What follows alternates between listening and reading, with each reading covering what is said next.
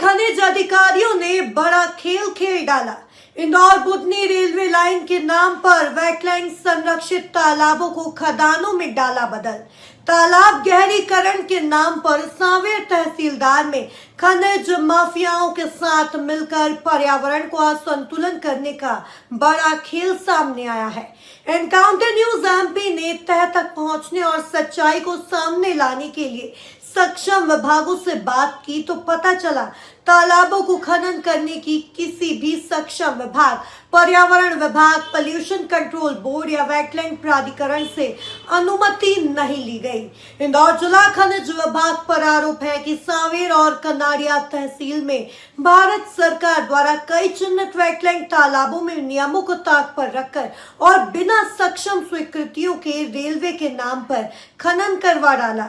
अब सवाल सिर्फ अवैध खुदाई का नहीं बल्कि जल स्रोतों के अस्तित्व और पर्यावरण सुरक्षा का भी खड़ा हो गया है।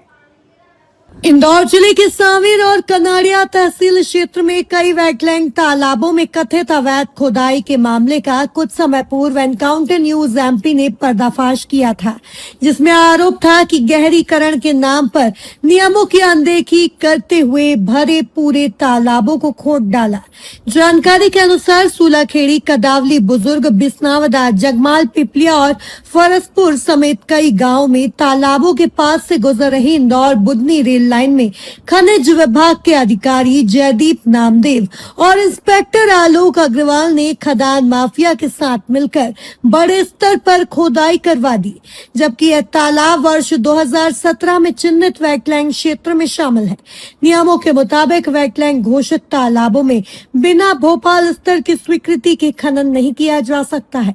एनकाउंटर न्यूज एमपी द्वारा मामले को लेकर खनिज विभाग के अधिकारी जयदीप नामदेव और इंस्पेक्टर आलोक अग्रवाल पर खनन को लेकर शिकायत करने पर जब सवाल पूछे गए तो कथन था कि हमने मात्र परिवहन की स्वीकृति दी।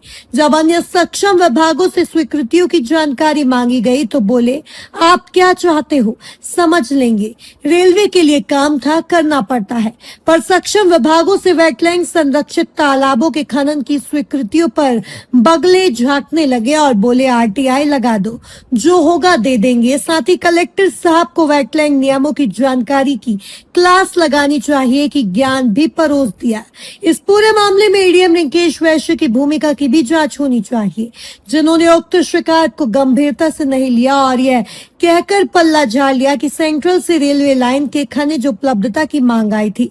इस बात की सत्यता खनिज विभाग के पत्र में स्पष्ट अपर कलेक्टर द्वारा अनुमोदित लिखा है। अब जब मुद्दा उठाया गया तो पूरे मामले में जिम्मेदार विभाग चुप्पी साधे हुए हैं और कार्रवाई की जगह लीपापोती की कोशिश की जा रही है।